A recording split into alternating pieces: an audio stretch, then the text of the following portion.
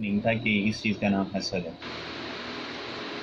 حسد جیسے دینی لکڑی کو کھاتی ہے نا، بالکل اسی طرح سے حسد آپ کی نیکیوں کو کھاتا ہے، انسان کو کھاتا ہے۔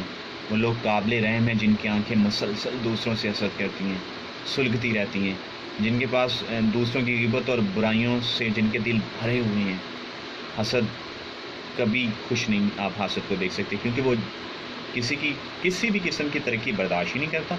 نہ وہ کسی اچھے اسپیکر کو برداشت کرتا ہے، اچھے لکھاری کو برداشت کرتا ہے، نہ وہ اچھے پیسے، مطلب اللہ کی نعمتوں سے تو اسے تکلیف ہے۔ وہ اسے اس بات سے ذرا بھی قطن بھی تکلیف نہیں ہے کہ وہ میرے پاس نہیں، اسے تکلیف ہے یہ اس کے پاس کیوں ہے۔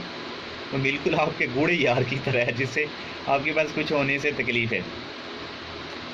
حاسد سے تمہیں انتقام لینے کی ضرورت نہیں پڑتی، وہ اپنی آگ میں خود ہی جلتا رہتا ہے۔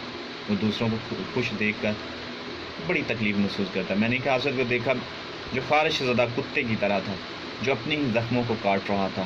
خلیل جبران کا کہنا ہے حسد میں کوئی بھی اچھی چیز نہیں ہے، مطلب یہ تکلیف دینے والا عمل ہی ہے۔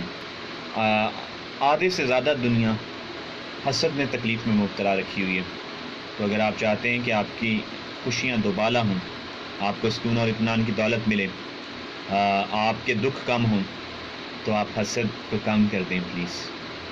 حسد کی جگہ اپنائیں کہ اللہ نے اسے دیا تو اللہ مجھے بھی دے، اے اللہ مجھے بھی اس جیسی نعمتیں دے، اے اللہ یہ اس کا اگر حصہ ہے تو مجھے بھی اپنی محبت سے نواز۔ اگر آپ خوش ہوں گے تو اللہ آپ کو بھی دے گا۔ تو یہ تو مانگنے کا طریقہ ہے، آپ اپنے مانگنے کا طریقہ بہتر کر لیں، آپ کو خوشی بھی ملے گی اور آپ کو تکلیف سے نجات بھی ملے گی۔